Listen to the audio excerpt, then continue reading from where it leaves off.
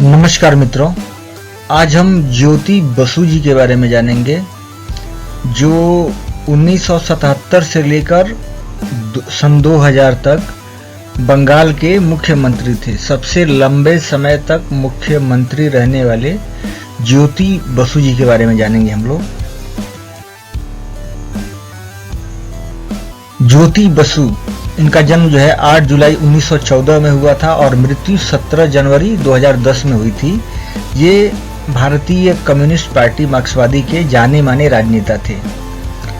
वे सन 1977 से लेकर 2000 तक पश्चिम बंगाल राज्य के मुख्यमंत्री रहकर भारत के सबसे लंबे समय तक मुख्यमंत्री बने रहने का कीर्तिमान स्थापित किए। वे सन 1964 से सन 2008 तक सीपीएम पालित ब्यूरो के सदस्य रहे।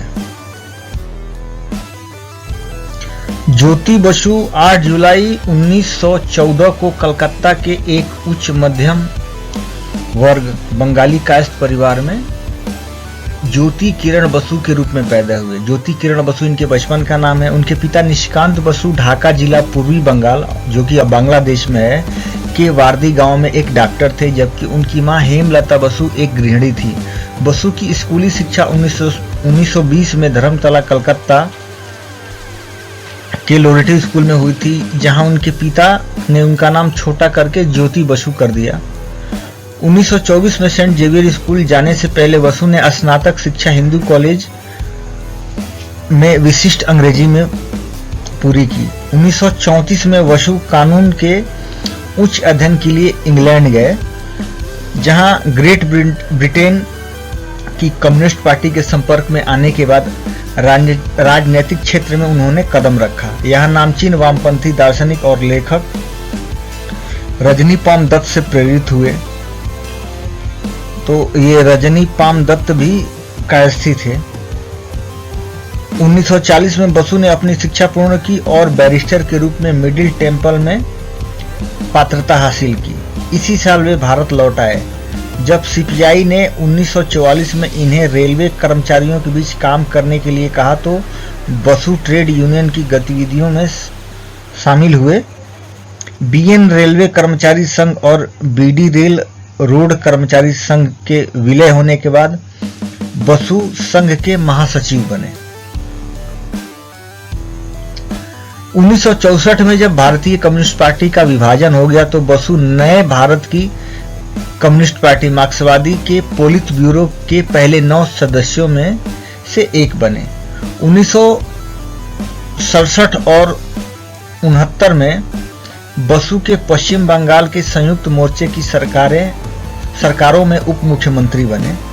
1967 में कांग्रेस सरकार की हार के बाद अजय मुखोपाध्याय के मुख्य मंत्रित्व वाली सरकार में उप मुख्यमंत्री बने।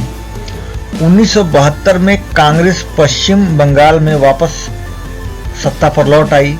ज्योति बसु 12 नगर विधानसभा क्षेत्र से चुनाव हार गए और चुनाव के दौरान अभूतपूर्व हेराफेरी की शिकायत दर्ज कराई। उनकी पार्टी सीपीआई-एम ने 1977 में नए सिरे से चुनाव होने तक विधानसभा के बहिष्कार का फैसला किया। तो चुनाव में हेरफेर किया गया था, तो इन्होंने बहिष्कार किया था। काफी हेरफेर हुआ था, पहले होता ही था बैलेट पे जब चुनाव होता था। तो 21 जून 1977 से 6 नवंबर 2000 तक बसु पश्चिम बंगाल के वाम मोर्चा सरकार के मुख्यमंत्री के रूप में कार्य किया। 1996 में ज्योति बसु भारत के प्रधानमंत्री पद के लिए संयुक्त मोर्चा के नेताओं से सर्वसम्मति उम्मीदवार बनते दिखाई पड़ रहे थे, लेकिन सीपीआईएम के पोलित ब्यूरो ने सरकार में शामिल नहीं होने का फैसला किया, जिसके बाद ज्योति बसु ने एक ऐतिहासिक भूल करार दिया। तो ये प्रधानमंत्री नहीं बन पाए इनके नियमों के चलते, सीपीआईएम के नियमों के चलते। तो इसको इन्होंने एक ऐतिहासिक भूल बताया। बसु ने पश्चिम बंगाल के मुख्यमंत्री पद से 2000 में स्वास्थ्यगत कारणों से इस्तीफा दे दिया। इनका स्वास्थ्य ठीक नहीं था, तो इन्होंने मुख्यमंत्री पद से इस्तीफा दे दिया और साथ ही सीपीआईएम नेता बुद्धदेव भट्टाचार्य को उत्तराधिकारी के रूप में नियुक्त किया। जो इनके मित्र थे बुद्धदेव भट्टाचार्य, उनको उत्तराधिकारी बनाया।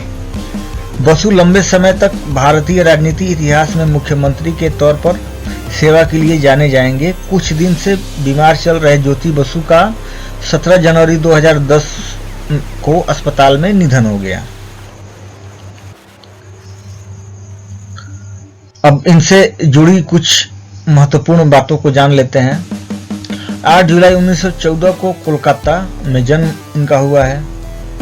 प्रेसिडेंसी कॉलेज से अंग्रेजी विषय में प्रतिष्ठा के साथ स्नातक डिग्री, लंदन से कानून की पढ़ाई की, वहीं मार्क्सवाद का गहरा सीखा और सार्वजनिक जीवन से जुड़े। 1940 में भारत वापसी के साथ ही भारतीय कम्युनिस्ट पार्टी भाकपा से जुड़ गए। 1944 में वह बंगाल रेलवे कामगार संघ के पदाधिकारी बने। 1946 में बंगाल विधानसभा के लिए चुने गए। उन्होंने कांग्रेस के हुमायूं कबीर को पराजित किया। इसके बाद 1952, 1957, 1962, 1967, 1969 और 1971 में वह बड़ा नगर विधानसभा से चुने जाते रहे। इस दौरान वह 1972 में विधानसभा चुनाव भी हारे।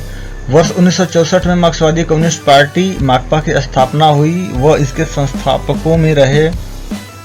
जब मार्क्सवादी पार्टी टूटी और 2 भागों में बटी तो मार्क्सवादी कम्युनिस्ट पार्टी माकपा के ये संस्थापक सदस्यों में से एक थे।